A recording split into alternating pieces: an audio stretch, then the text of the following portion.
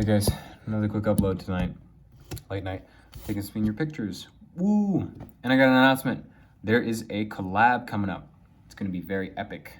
We're doing a Q&A and a little something for 10 subscribers. That's right. We hit it, baby. We hit it, baby.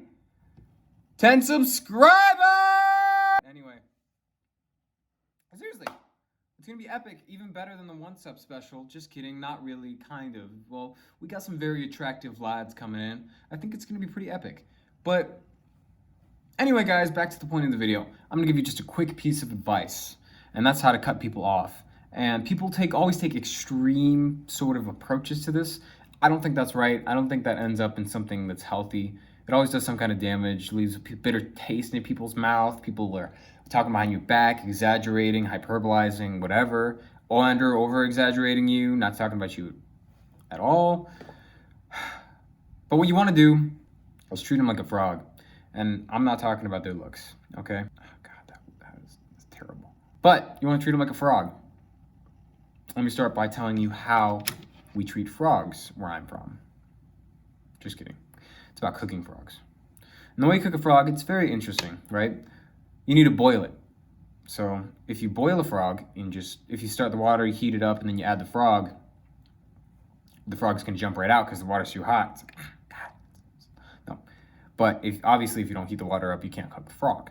So in order to cook the frog and have the frog stay in the water, you need to progressively turn the heat up to the pot of water the frog is in to cook the frog and eventually eat it. Epically, which is what you want to do with your friends. Treat them like a frog. And no, don't get them in a hot tub and suggestively turn the heat up, you know?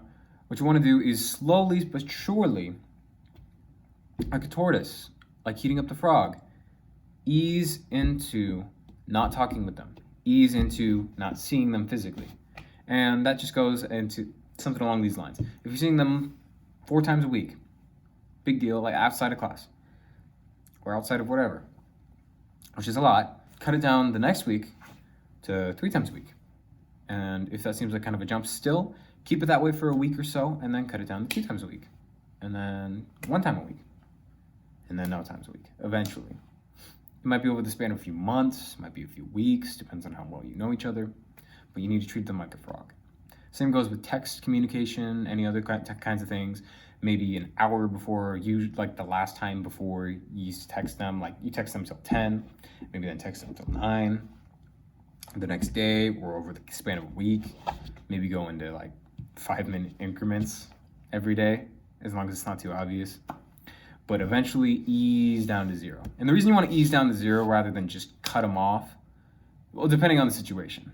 Obviously, if they're trying to say, I don't know, get you to game on console or something like that, you're going to want to cut them off immediately. But in all other cases, to avoid drama, you want to treat them like a frog. Simply put, there's no bad blood, there's no bitter taste in anybody's mouth. Simple, to the point. Didn't burn any bridges, which is a huge mistake with a lot of people. A lot of people just act mean intentionally, which I get, you know, they're terrible people. They're frogs, right?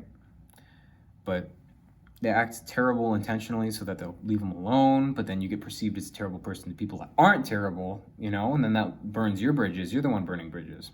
Or they just blatantly ignore them. They block them on everything, like J.K. Rowling, you know. It's just like, dude, you don't want to be known as a wild card, a loose cannon, someone who can't control their emotions.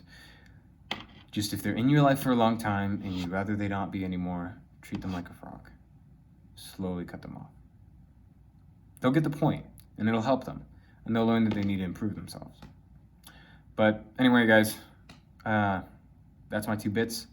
And here is a little bit more on how I tie my shoes.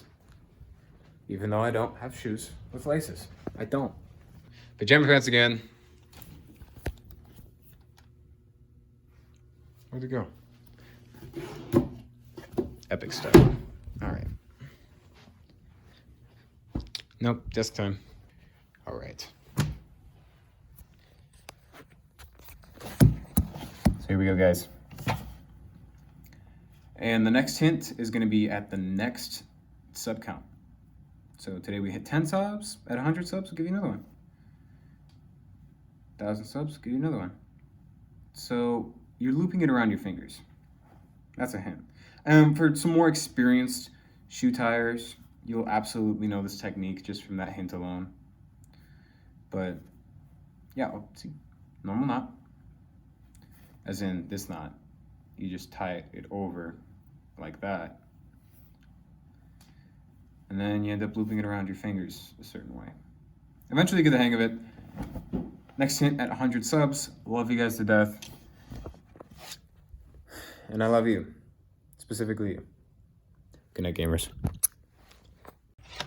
Disclaimer time! Disclaimer time!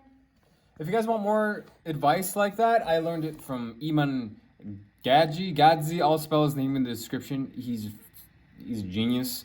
And he's very attractive as well. So go check him out. Seriously, he deserves it. I know I won't be pushing much traffic to him. But seriously, if you want more solid advice, check him out.